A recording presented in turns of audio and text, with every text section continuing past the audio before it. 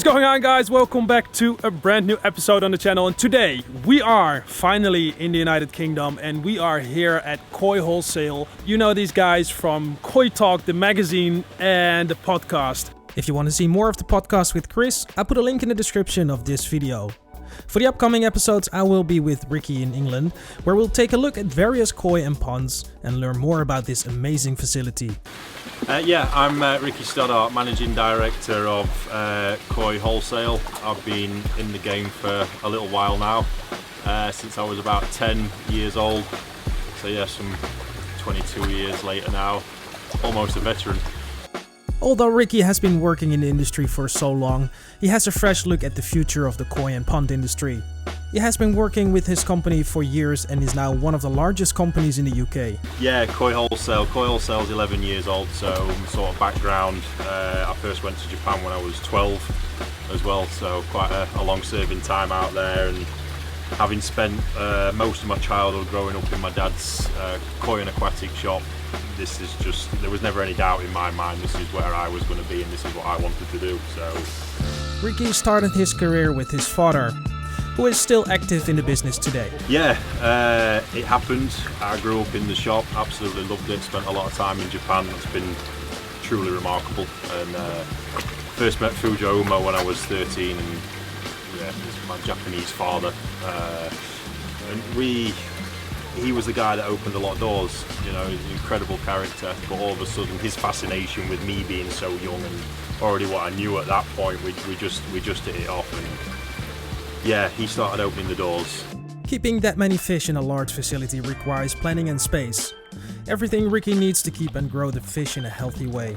So Koi Wholesale, the current facilities are built up of basically what is 5 zones we have.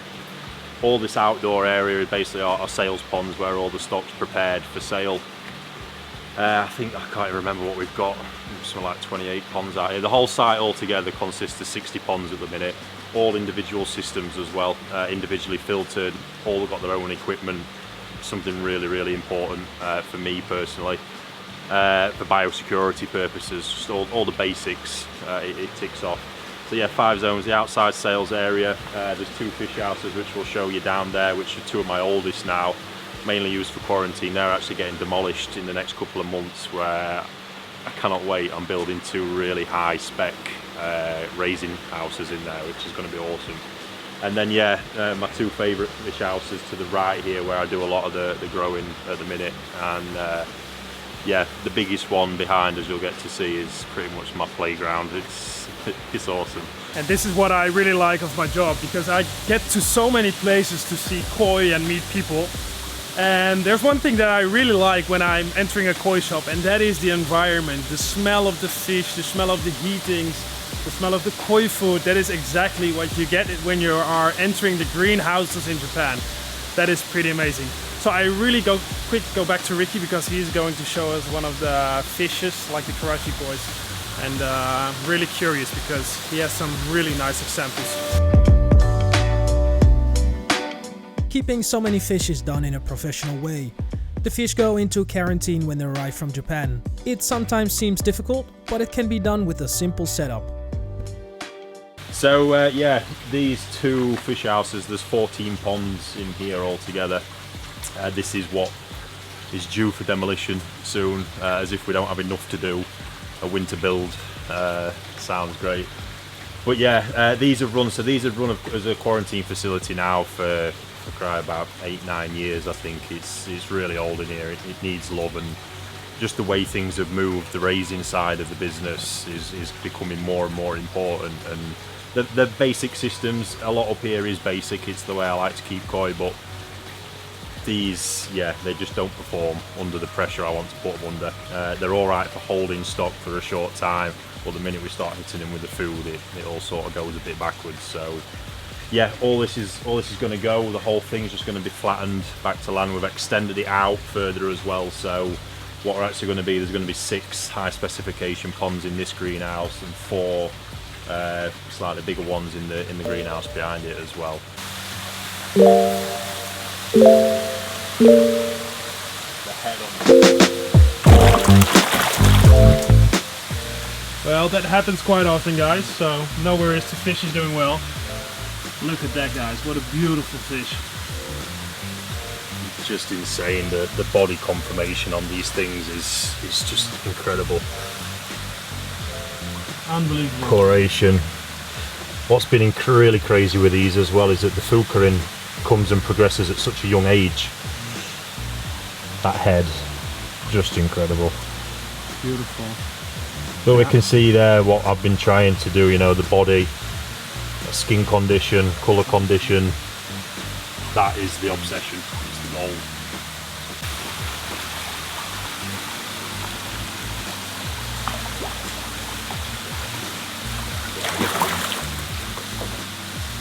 And what, I don't know if we'll get it on the camera, there's an incredible sort of luster in the scales, look. Yeah, you can see. Real unique shine I've never seen in Karashigoi before. Yeah, it's quite hard to get it on camera, Yeah. but it's really nice to see. Let me try to zoom in one more time.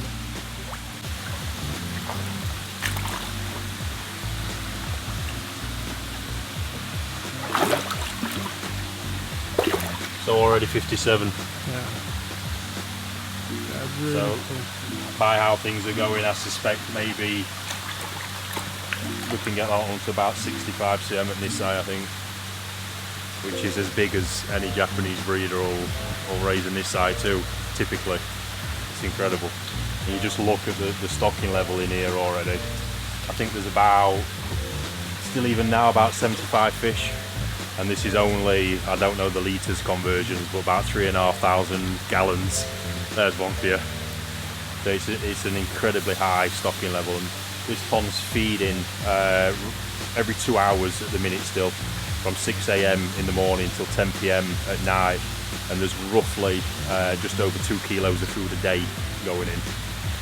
And it's about at the sweet spot at that, but you can still see, you know, it's keeping such good water conditions even at that, and in my opinion, such a basic system still. And yeah, the knowledge is the powerful thing. Yeah, great.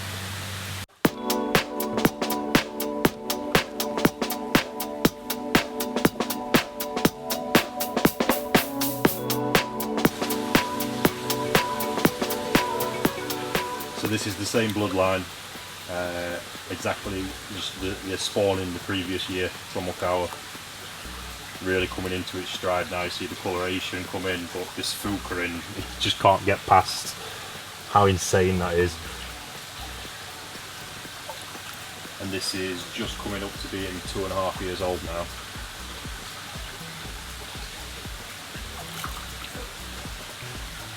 Make it a bit more fun.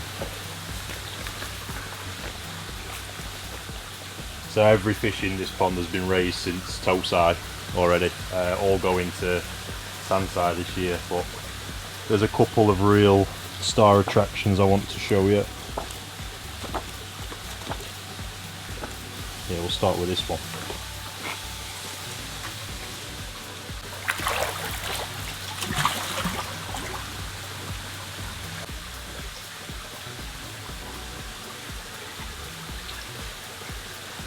So this is a male fish as well.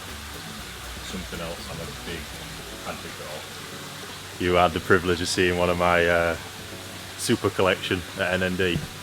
A male showa that would probably be the star of most ponds.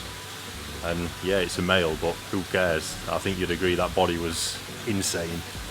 Absolutely. And everything else, so yeah. Yeah, those three fish were. And this amazing. as well, you know, so having a look, that was 23 cm when it arrived. He's eating about 57 now.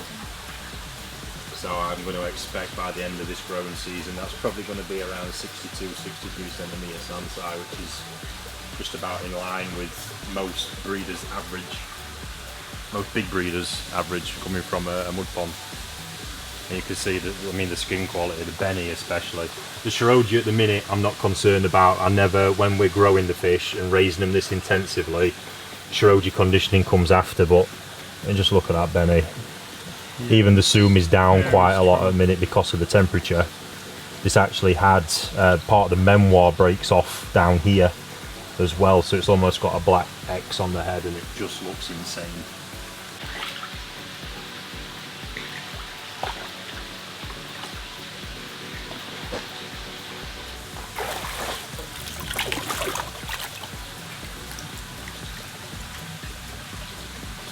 Really another special Dainichi piece. This was from the Mona Lisa lineage, pretty famous, absolutely superb showa.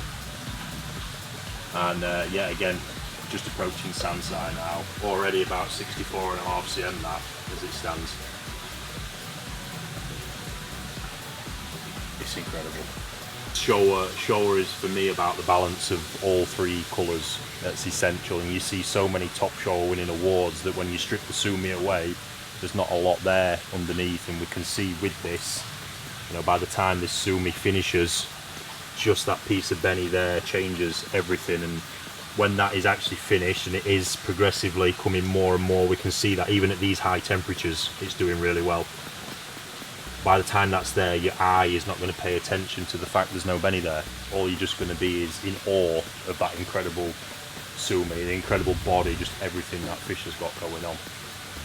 So this one again, I'm expecting by the end of the growing season to have it around 68 to 70 cm at Sansai, which is going to be pretty impressive.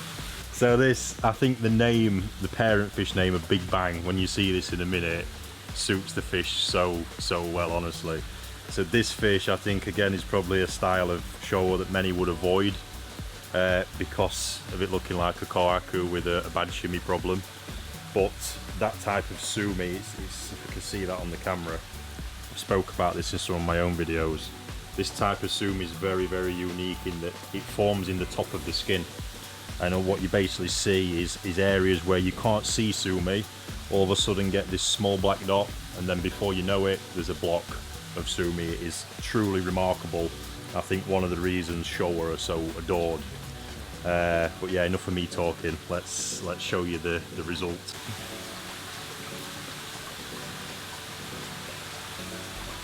Well, that's the difference.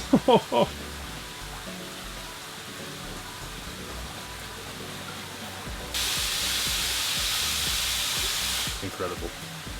Unbelievable. What a transformation. The skin quality is just on another level as well. That sumi is so dark, it's even darker than black. Look at that. The shoulders, the height there.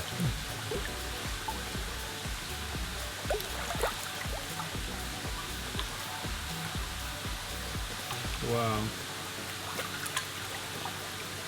I think it's still worthy enough to be swimming around at Dainichi in Japan. Well, let's send it back. Yeah.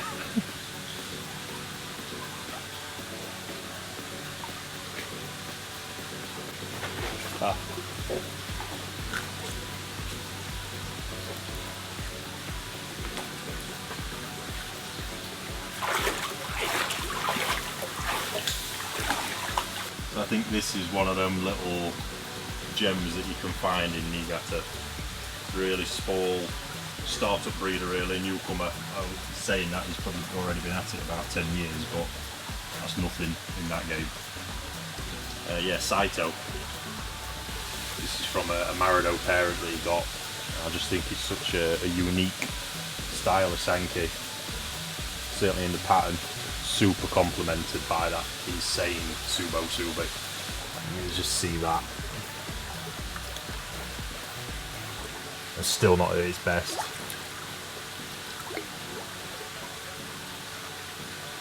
And,